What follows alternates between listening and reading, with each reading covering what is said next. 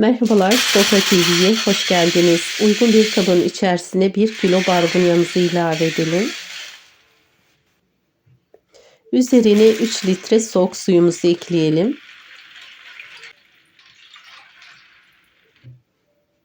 Ardından 1 yemek kaşığı tuzumuzu da ekledikten sonra güzel bir şekilde karıştıralım. Kıymetli takipçilerim, beni hangi ülkeden veya hangi şehirden izliyorsanız yorumlar kısmına yazıp benimle paylaşırsanız gerçekten çok sevinirim. Videolarım tüm dünyada izleniliyor. Ayrıca hepinize çok teşekkür ederim. Sizden bir ricam olacak. Videomu beğenirseniz çok sevinirim. Bu benim için çok önemli. Daha sonra barbunyalarımızın üzerini streç filmle kapatalım ve bir gece dinlenmesi için bekletelim.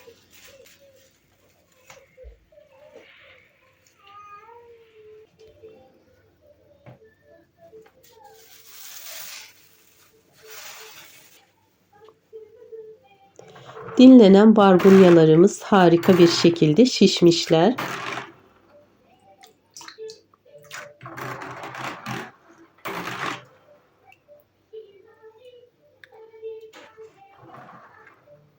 Barbunyalarımızın suyunu süzdürelim ve 1-2 defa güzel bir şekilde yıkayalım. Uygun bir tencerenin içerisine barbunyalarımızı ilave edelim.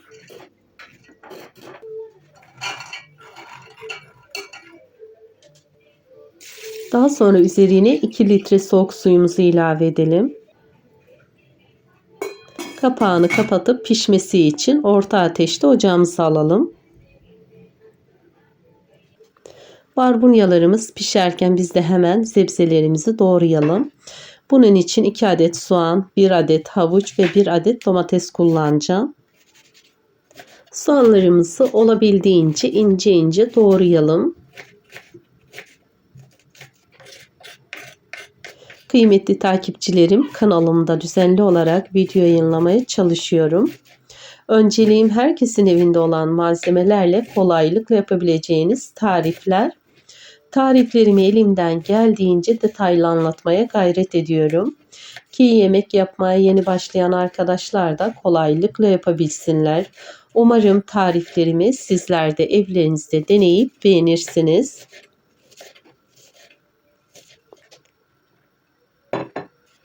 Sizler ülkenizde barbunyayı nasıl yaparsınız? Yorumlarda buluşalım lütfen.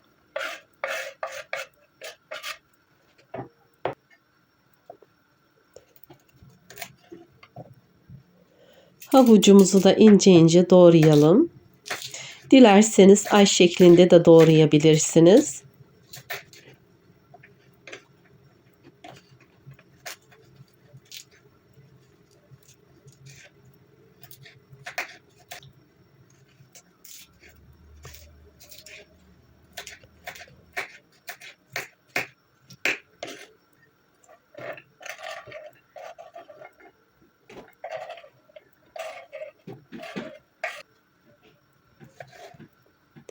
Domatesimizi de olabildiğince ince ince doğrayalım.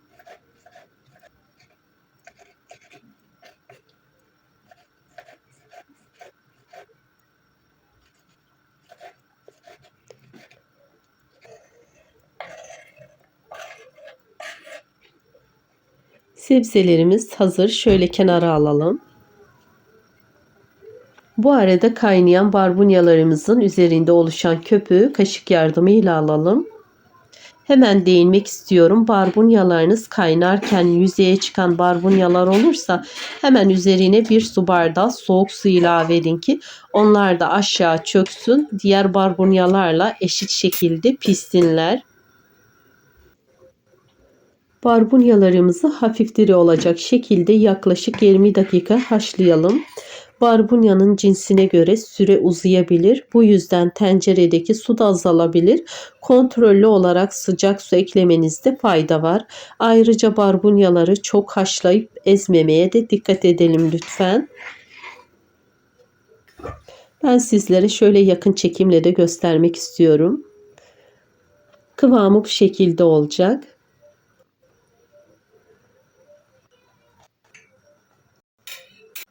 Ocağımızın altını kapatalım. Barbunyalarımızı süzdürelim.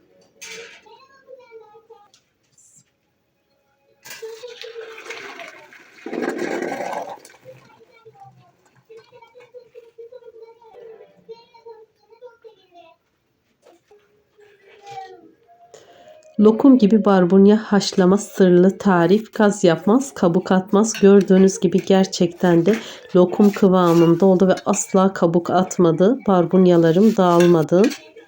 Ben hepsini pişirmeyeceğim.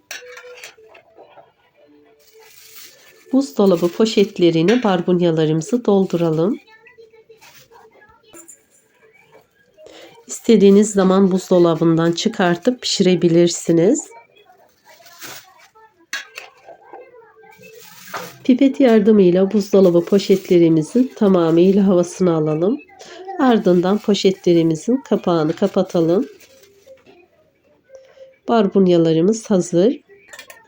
Şimdi yemeğini pişirelim. Uygun bir tencerenin içerisine bir çay bardağı zeytinyağımızı alalım. Üzerine doğramış olduğumuz soğanlarımızı ilave edelim. Ardından soğanlarımız pembeleşinceye dek güzel bir şekilde kavuralım.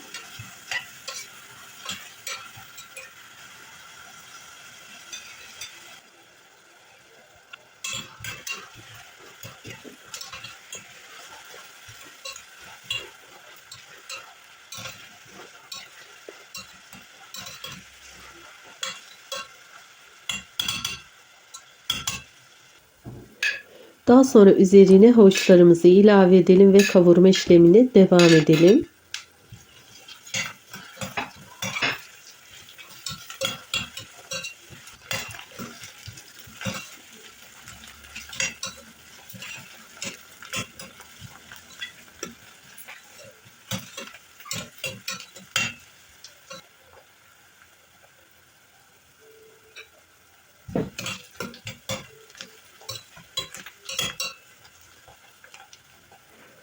Daha sonra üzerine bir yemek kaşığı domates salçamızı ekleyelim. Salçamızın kokusu çıkıncaya kadar güzel bir şekilde kavuralım. Ardından üzerine barbunyalarımızı ilave edelim. 1 adet domates, 1 adet kapya biber ve 1 adet de yeşil biberimizi ilave edelim. Şöyle güzelce karıştıralım.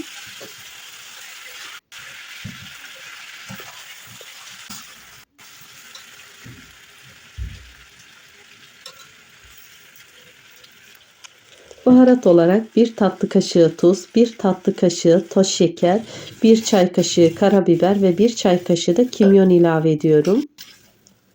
Üzerine 1 litre sıcak suyumuzu ilave edelim. Şöyle güzelce karıştırdıktan sonra orta ateşte pişirmeye bırakalım.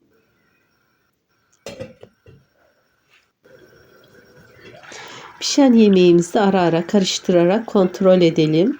Barbunyalar suyunu çekip havuçlar yumuşayıncaya kadar pişirme işlemine devam edelim.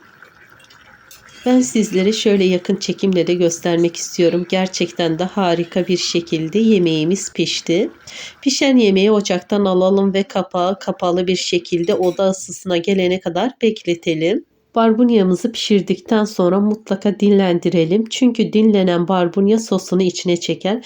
Lezzeti dengelenir ve kıvamı tam oturur. Şimdi taneleri dağılmadan rengi canlı kalacak şekilde servis tabağıma alıyorum.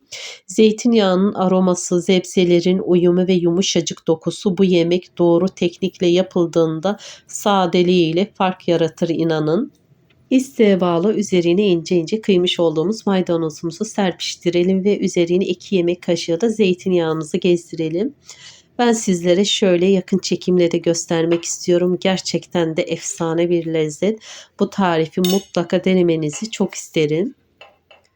Gördüğünüz gibi herhangi bir kabuk atma yok, dağılma yok. Olması gerektiği kıvamda pişen efsane bir yemek oldu. Beni buraya kadar izlediğiniz için hepinize çok teşekkür ederim. Beni bu tarif ile tanıdıysanız farklı tariflerimin de var olduğunu belirtmek isterim. Yeni tariflerim için kanalıma abone olmayı ve bildirim gelmesi için zili açmayı unutmayın lütfen.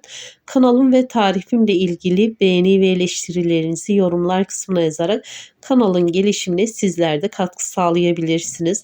Tarifimi ve kanalımı sosyal ağlarda paylaşıp bana destek olursanız ayrıca çok sevinirim.